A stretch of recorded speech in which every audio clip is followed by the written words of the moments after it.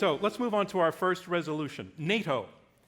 NATO, the alliance born of a great war with the aim of protecting Western Europe against a Soviet threat. But the Soviets are gone, and NATO has gone to war in places as far distant from the North Atlantic for which it's named as Afghanistan and Libya. Does this arrangement still make sense? Let's find out. On the resolution, NATO is no longer fit for purpose, Kori Schake, do you declare yes or no? I believe NATO is still fit for purpose. So that means you're taking the position no. I disagree with the statement that it is not fit for purpose. And you have 90 seconds to make your point.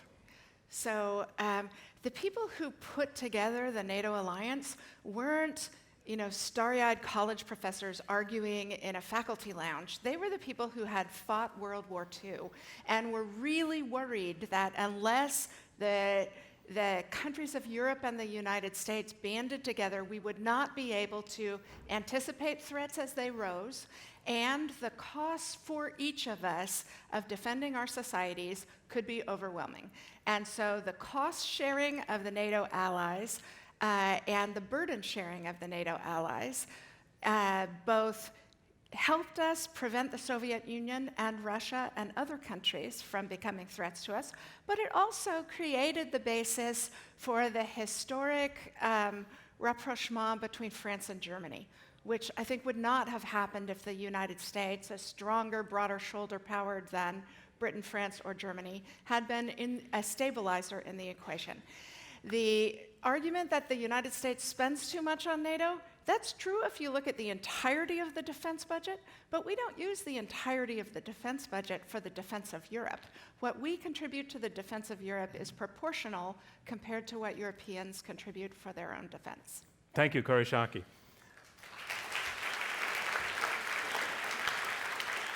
Let's move to our next debater, John Mearsheimer. John Mearsheimer, on the resolution, NATO is no longer fit for purpose, do you declare yes or no?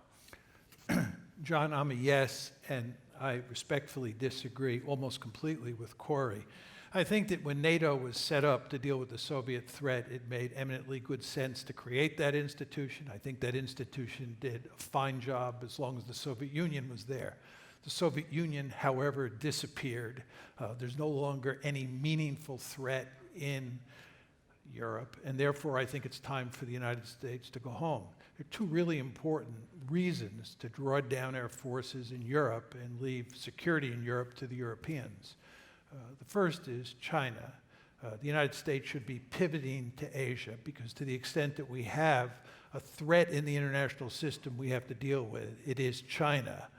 It's not Russia, it's not Germany, it's not any European country. So there's no good security imperative for being there, and there is a good security imperative for pivoting to Asia. But furthermore, we ought to spend some of that money we spend on Europe in fixing the subways here in New York. Your subway system is absolutely terrible.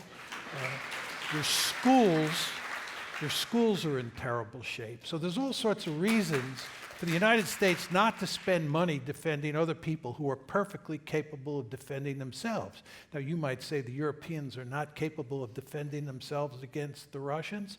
I think you're wrong.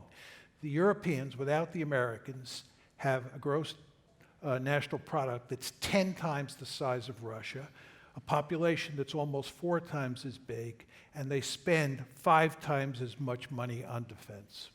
Thank you, John Mearsheimer.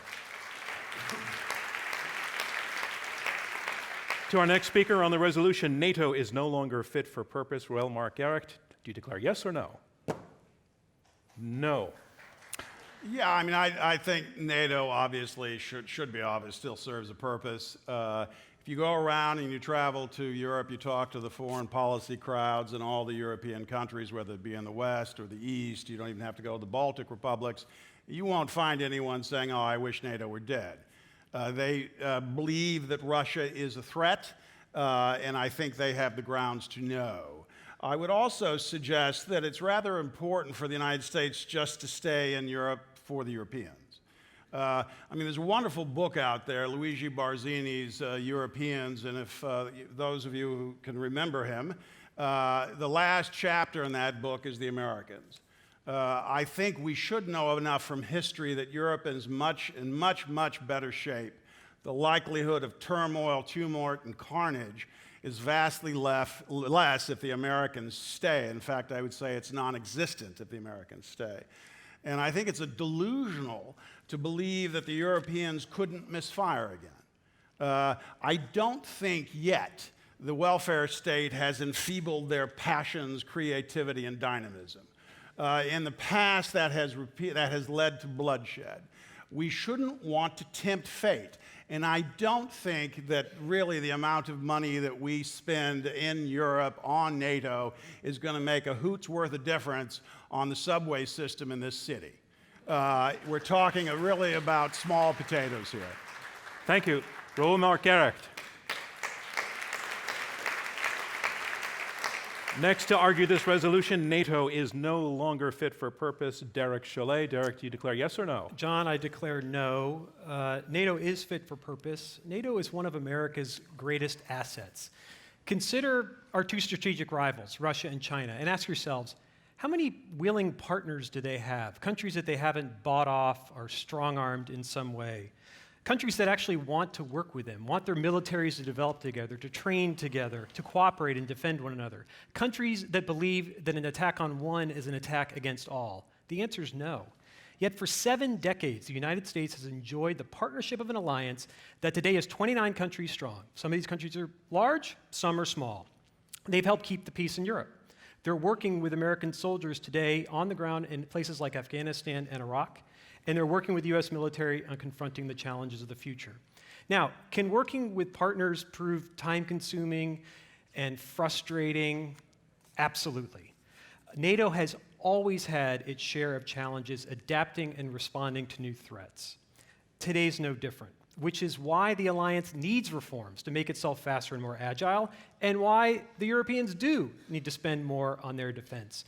But that's a far cry from saying that NATO is no longer fit for purpose and needs to be retired. Ask yourselves, would the U.S. be better able to protect its interest and help solve the challenges of the future without willing and capable allies standing by its side? Think about it. If NATO did not exist today, we would be racing to invent it. Thank you, Derek Chollet. Our final opening statement on the resolution, NATO is no longer fit for purpose. Please welcome Stephen Cohen.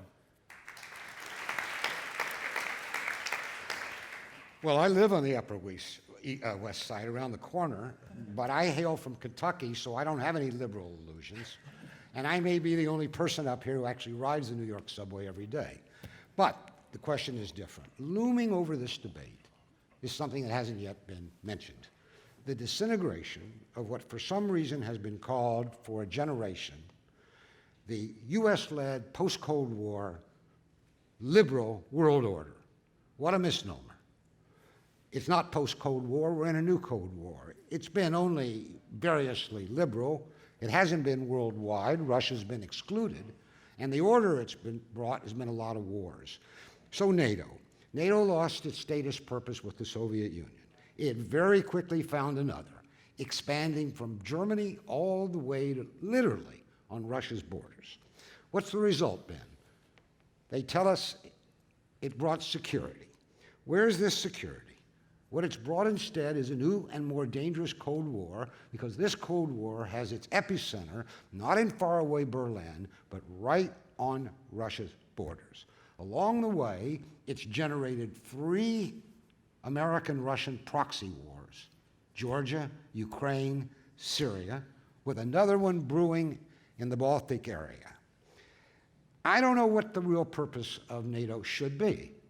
Maybe I could be convinced it should become an anti-terrorist organization, because I think that's the #1 threat to all of us. Stephen, your time is up, and I wanted to ask you if you could show us your flag, which side you're arguing. Yes. All right. Let's have some discussion. We have 3 no's on this resolution, and these no's are actually reverse negative in this case. Those no's are actually supportive of NATO, and we have 2 yeses, which are very skeptical of NATO. What I heard in these conversations so far was a lot of focus on Russia, before that the Soviet Union, and the security of Europe. But I want to point out that NATO is also operating in Afghanistan and Kosovo and in the Mediterranean. It's taken a leading training mission in Iraq. It's supporting the African Union.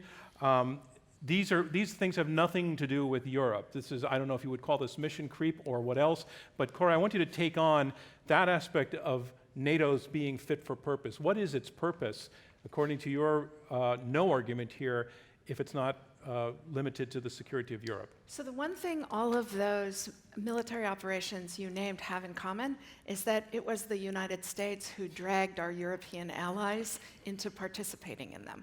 So one reason that NATO is fit for purpose is because it is the way we organize the most capable countries most willing to help us do what we want to do in the world.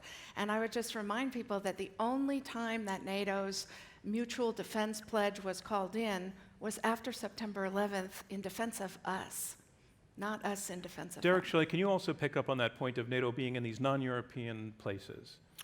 Well, NATO's primary mission is to help secure the peace in Europe. And that was a success of the Cold War, and I would argue it has been a sustained success in the post-Cold War era. However, when I worked in the Pentagon, we saw Europeans, and therefore NATO, as our foundational partners militarily. Whenever the United States was faced with a problem in the world, the first folks we would call would be our NATO allies. And NATO, as an organization, it's like a set of muscles, ready and able and capable of acting with the United States in partnership on some of the world's toughest problems. And no other country in the world, none of our chief rivals certainly, enjoys that capability. John Mearsheimer, take this on as well, please. Yeah, I just want to make 2 points. One is that when you talk about NATO from a favorable point of view, it's all part of a story where the United States has a responsibility to keep peace in virtually every area of the world. And furthermore, it's important to have these European allies because they can help us in all these crazy escapades that we engage in where we get our nose bloodied. Libya, look at Libya. The Europeans were really wonderful in helping us destabilize Libya and create all sorts of problems, not only in Libya, but with regard to refugees inside of Europe. Furthermore, NATO expansion, as Steve was alluding to. NATO expansion, which was all designed just to keep NATO alive, has failed miserably. It's turned Eastern Europe into a real mess. And we're now more deeply involved in Eastern Europe than ever, when we should be either pivoting to Asia or spending the money here in the United States. On the question of the pivot to Asia, Reuel, you made the point that you think that Europe is, we can't take Europe's security and relative passivity for, that's the wrong word, pacificness,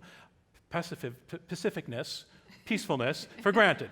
But John Mearsheimer was saying we have limited resources and there are more dangerous places that we should be pivoting to and paying attention to, for example, China. We can't do both. What about that? Well, one, I think we can do both. We historically have done both. Whether we choose to bear the burden is a different issue. I mean, the United States is a unique country. It has borne an unusual burden since World War II. I would argue it's borne, the fruit is enormous. Now, I mean, China is a huge issue coming at us. The growing militarization of Chinese politics is a big problem. Their muscle is growing every single day. We need to maintain the alliances in Asia. I think you can check the Chinese, but it's going to be a risky process. We're going to have to stand firm on Taiwan. But it does. But to the point of NATO, you're saying that in no way would you say that the need to deal with China cancels out NATO. I mean, again, we're not talking now. If you add all this money up, it's comparatively to what we spend on domestic affairs, it's peanuts. Stephen Cohen, Reuel said in his opening statement that it's tempting fate to pull out of Europe, meaning I think what he's saying fate actually is Russia. Take that on. Well, we got to do that when we get to the Russia threat, and I don't think there's any. But I'd like to quarrel a little with what I read in the paper every day, though John Mearsheimer can probably do better. I read every day that NATO is, quote, the greatest military alliance in the history of the world. You all have seen this, right? Well, first of all, NATO hasn't fought a war as an alliance yet, so we're really not sure about that. Secondly, when NATO does fight wars, it's a handful of willing partners with the United States, the coalition of the willing. But look at the wars. John mentioned them. What do we got? Serbia ended up to be a disaster. Everybody in this room, not just those with liberal illusions, would agree Iraq was a disaster. Libya, we've been in Afghanistan longer than any other war. Where is this greatest military alliance in the world? Where is the security it's brought? This is the essential question. We have a history. It doesn't matter what our ideologies or our political affiliations are. The only thing that's admissible is historical evidence. And we have 25 years of historical evidence. And what we have to show for it is one of the worst crises in the history of the world before us today. Corey, to respond to what Stephen was just saying. Sure. Well, two things. Having friends to fight alongside you doesn't guarantee that you're going to fight the right wars or have the right strategies. It means you don't have to do it all by yourself. And so the part of the answer to the China rising is it's going to be a lot easier to manage a rising China if, as is now already happening, Britain and France are helping us police freedom of navigation, the Japanese are helping us do that, the Dutch are helping us do that. So it matters to have allied forces rolled in on our own. On the question of Russia and wars that provoked, it seems to me likelier that we would have more wars on skirmishes with Russia in places like Georgia if you didn't have the NATO alliance to rule Eastern Europe and the Baltic countries out of bounds. I want to be clear on one thing you said, because it flabbergasted me. I think you probably didn't really mean it. If friends get us into wars, they're really friends? I didn't say I friends thought that got was. us into wars. What did you say? What I said was friends fighting alongside you doesn't prevent you either making bad choices about war or picking bad strategies for wars. But Well, you do you admit wanna- there have do you been wanna bad jump in? choices. You admit there have been bad choices. Okay. Yeah, I'm just saying, I'm actually sort of astonished, and I'm proud. I mean, the Europeans have lasted as long as they have in Afghanistan. I have to give them credit. I would not have bet my money that no. way in 2001. I mean, let's be frank. I mean, the welfare states in Europe have enfeebled the militaries in Europe. The welfare state ate the Royal Navy. That they were able actually to come out and deploy the forces they did, I think is quite commendable. I wish they'd stayed longer. I wish they would spend more money. But I would just repeat a little story that was told to me by the British deputy commander of ISAF when I was in Afghanistan one time, and I asked him about the various European contributions, and he said, you know, some of them aren't terribly impressive on the battlefield, but then again, you know, there are those like the French. And the French commander comes to me once every 2 weeks, and he says the thing that makes the American and the British commanders' hearts just start to go pity-patter, and that is, who do you want us to kill? John Mayer, That is the sign of a good ally. John Mearsheimer. But I just want to pick up on Reuel's point that the European militaries are feeble militaries. These are tiny militaries. And the reason they want us to be in Europe to protect them is so that they don't have to pay money for defense, and Uncle Sucker pays the money to protect them. And the idea that the Europeans are going to help us contain China is not a serious argument. These countries have no power projection capability. They're, in fact, going to trade with the Chinese, and they'll be, if anything, a thorn in our side. If we weren't in Europe protecting them, they'd have to spend more money on themselves, and we'd be free to pivot to Asia, and we'd be free to fix the New York subways. Well, look, Derek Chollet. I'll take that bet. we are certainly in Europe to help protect Europe, but the Europeans are our partners as we project our power in the world. Now, we can have a debate of the right or wrong way to project U.S. power and whether the right decisions have been made, but the U.S. has never gotten into a fight because the NATO allies have dragged us into that fight. Libya? And I want to pick up on something else that Reuel mentioned, which was that when you go to Europe, when you go to the Baltics, when you go throughout Western Europe, France, Germany, you hear this demand for the United States. I mean, think of the drama we had over the summer when President Trump went to the NATO summit and talked about whether or not the U.S. would stay in the alliance, and there's panic throughout the European continent. They're worried that the United States is going to go away, that U.S. leadership is going to be diminished. And think of the reason for that. They're asking for us. They want our help. They want us to be there with them. And that's a very, very unique position for a country to be in. Russia and China do not have those kinds of problems. And this is an asset for us that we can squander with the wrong decisions and the wrong kind of leadership. So, Stephen Cohen, take that on.